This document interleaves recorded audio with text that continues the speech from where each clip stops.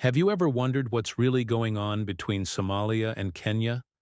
On the surface, they're neighbors in the Horn of Africa, but beneath that lies a tangled web of secret battles, border disputes, and military operations. Today we're diving deep to uncover the truth behind a conflict that's been brewing for decades. Stick around, because what we're about to explore could change how you see East African politics forever. Let's rewind the clock. The relationship between Somalia and Kenya has never been simple. It's a story filled with moments of both cooperation and intense rivalry. Issues over trade, security, and especially their shared border have been a constant source of friction. But recently, something has shifted. Military activity along the border has ramped up, and whispers of a larger conflict are growing louder. So what's really happening? To understand the present, we have to look at Somalia's recent past. Since the fall of dictator Siad Barre in 1991, the nation has been grappling with immense challenges.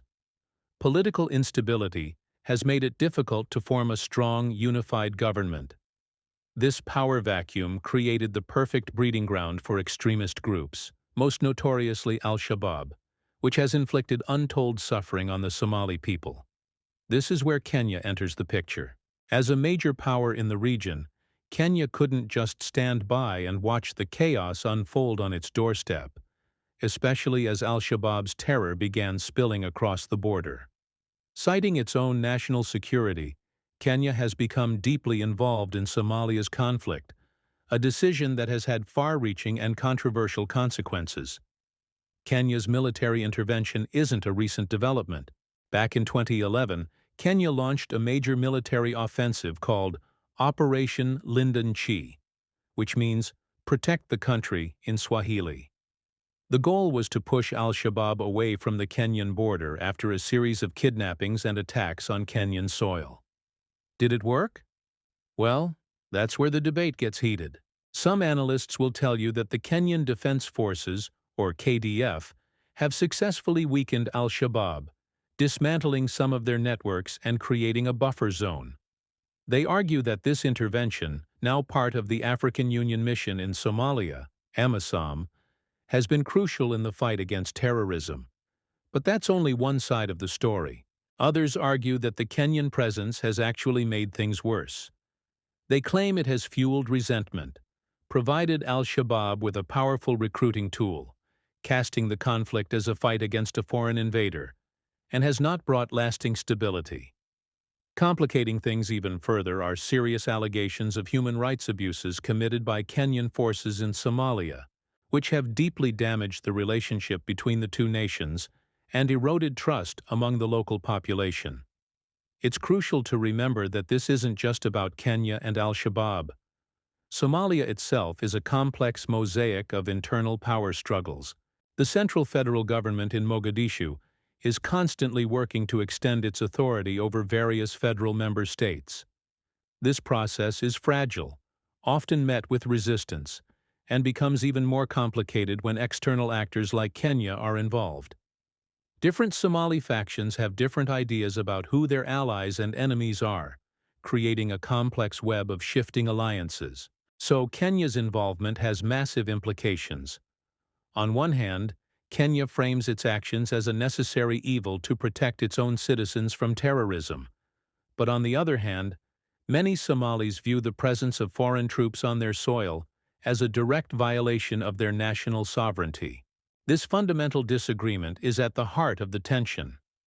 It's a classic case of one country's security measure being seen as another's aggression. This brings us to a recent explosive event that threw this conflict back into the international spotlight.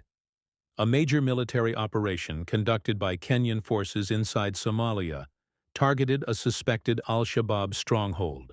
The operation reportedly resulted in significant casualties, and the details remain contested. This single incident perfectly illustrates the volatile reality on the ground and the high stakes involved for everyone. The diplomatic fallout was immediate and severe. Somalia's government officially protested the incursion, even summoning Kenya's ambassador for an explanation. This is a big deal in international relations. It signals a major breakdown in communication and trust. The incident has pushed their already fragile relationship to the brink, sparking fears that these secret battles could escalate into a more open and dangerous conflict. So, as you can see, calling the situation between Somalia and Kenya complicated is an understatement.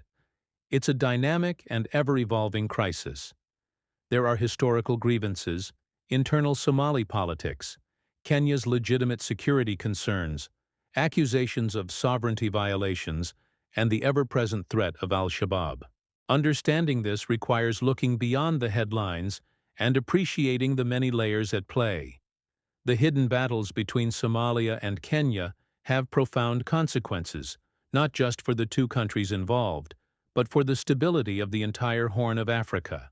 The continued presence of Kenyan troops in Somalia remains one of the most contentious issues shaping the region's future. There are no easy answers here, and the path forward is uncertain. What are your thoughts on this incredibly complex situation? Do you see Kenya's role as a stabilizing force or a complicating factor? Let me know what you think in the comments below. I'm really interested to hear your perspective. And if you found this deep dive into African geopolitics insightful, make sure to hit that like button and subscribe to the channel. We have a lot more in-depth analysis coming your way. Thanks for watching, and I'll see you in the next video.